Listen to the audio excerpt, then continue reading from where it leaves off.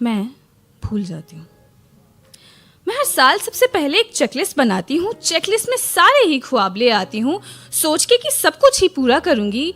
मैं धीरे धीरे फिर उनको भुलाती हूँ, पर मैं क्यों भूल जाती हूँ? वो कागज़ ना मेरी जी का जंजाल बन जाता है। कहता नहीं कुछ पर सच में डराता है। मैं देखती हूँ उसको जब नज़रें चुरा के, वो घूर के फिर मुझको उस टिक को दिखलाता है जो मैं दिसंबर तक नहीं मार पाती। पर ठीक है ना, चिल है, सबके साथ होता है। मैं ही थोड़ी हूँ जिसका टू डू लिस्ट होता है। वैसे भी किसी प्यारी लड़की ने कहा है कि ज़िंदगी में हर चीज़ समय की मोहताज नहीं होती, और जो वक्त में मिल जाए वो आस भी आस नहीं होती। ना, एक्सक्यूज़ नहीं है। मेरे अंदर का बच्चा कंफ्यूज नहीं है। उसे करना तो सब कुछ अकेले है, लेकिन उसके हिस्से में कोई भी क्लूज नहीं है। तो आप समझ रहे हैं, इतनी सीरियस बात में मैं रिदम ले आई हूँ। मैं टिक क्यों नहीं लगा पाती? क्योंकि मैं किसी एक जगह पे ठहर नहीं पाती। या शायद से ये मेरे अंदर का इनर चाइल्ड है जो एक जगह पे ठहरना नहीं चाहता। और पता है, हम ना as a grown up adult कितना ही क्यों ना बोले कि तुम्हारे इनर चाइल्ड को किसी ने प्रोटेक्ट नहीं किया, अब ये तुम्हारी बारी है, तुम उसे प्रोटेक्ट, केयर, प्यार करो। पर अंत में हम ये सोचते हैं कि अगर हमने उसे काबू में कर लिया होता, अगर उसने एक जगह पे चल के उस रास्ते को ख़त्म किया होता, तो हमने अपने चेकलिस्ट को पूरा कर लिया होता। उसके साथ स्वीट होने के बजाय हम साल के अंत में सोचते हैं कि क्या ही मनहूस है भाई, कोई काम ही नहीं करता। ऐसा तो नहीं होना चाहिए ना।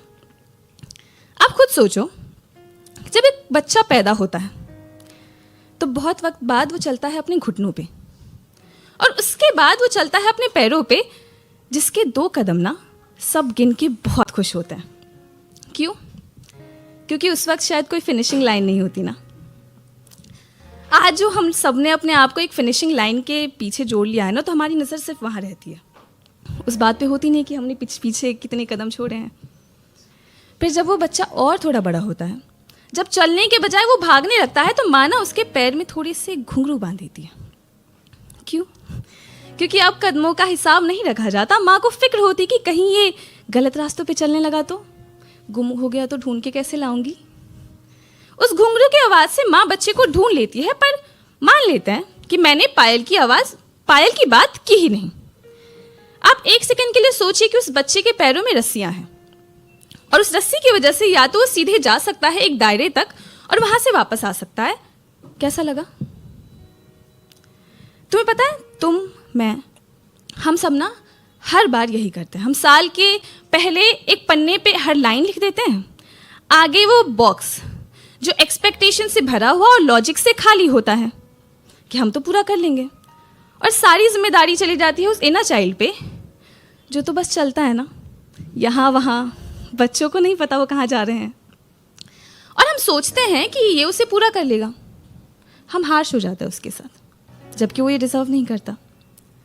आप खुद सोचो कि हमें सबसे पहले देखना चाहिए कि हमने कितने कदम लिए। हम आते में सोचते हैं कि हमने कुछ किया नहीं है, सिर्फ उस बॉक्स को देखे। हमने हर शुरुआत से कम बीच तक आए थे हम, पर हमें ये याद नहीं रहता।